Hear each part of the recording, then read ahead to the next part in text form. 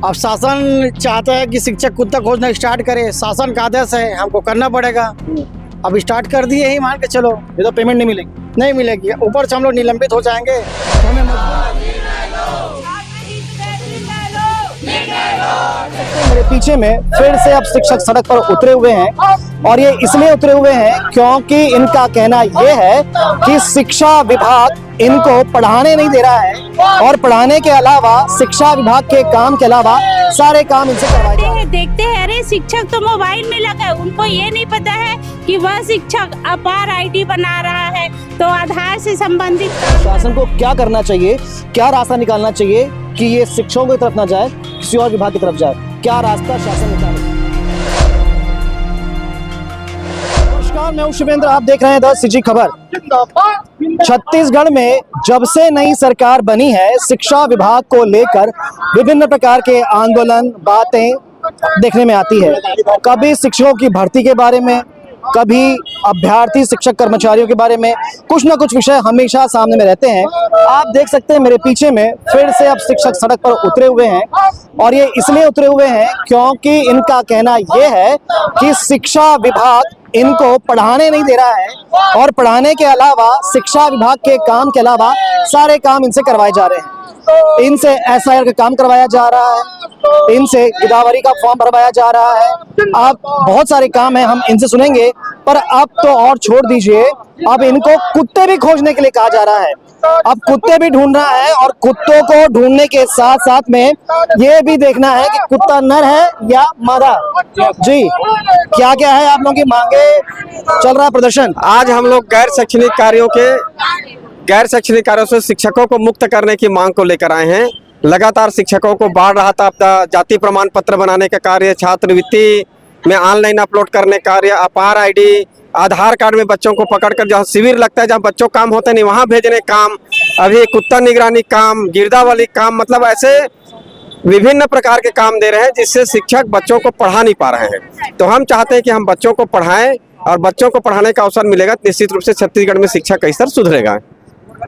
जिस लिए सेवा पे रखा गया है वही सेवा करने नहीं दी जा रही। जी हाँ, हम लोगों को जिस कार्य के लिए रखा गया है वह कार्य करने नहीं दिया जा रहा है, क्योंकि हमारा मुख्य कार्य जो है वो बच्चों को पढ़ाना है। जबकि हम बच्चों को पढ़ाना छोड़कर जो तुरंत आदेश आता है 2 घंटे में, 2 दिन में आपको ये कार्य करके पूरा करके देना है, नहीं तो आपको निलंबित कर दिया जाएगा।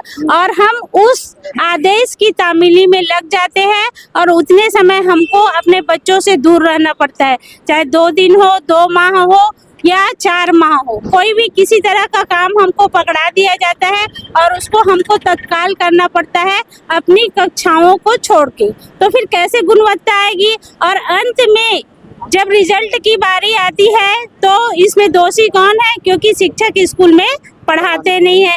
लोग जब आते हैं देखते हैं, अरे शिक्षक तो मोबाइल में लगा है, उनको ये नहीं पता है कि वह शिक्षक अपार आईडी बना रहा है, तो आधार से संबंधित काम कर रहा है, तो बच्चों का अटेंडेंस ले रहा है।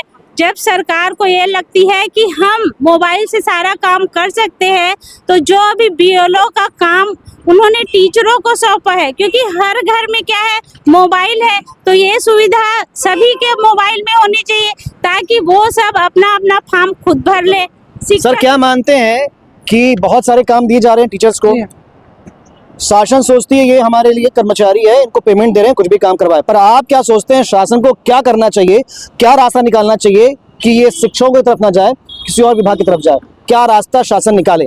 शासन ये काम कर सकती है, हर विभाग, हर कार्य के लिए हर एक विभाग बना है, हर विभाग के लिए एक मंत्री है और उसके सचिव है, पूरे विभाग बना है उस काम के लिए। तो शासन संबंधित कार्य को उसी विभाग को दिया जाए, ना कि शिक्षकों को दिया जाए। उस काम पे जो मुख्य कार्य उनको छोड़कर आज हर काम में हमें घुसा दिया जाता है। गिरदावरी पटवारियों का काम है, राजस्व का काम है, उनको करना चाहिए था।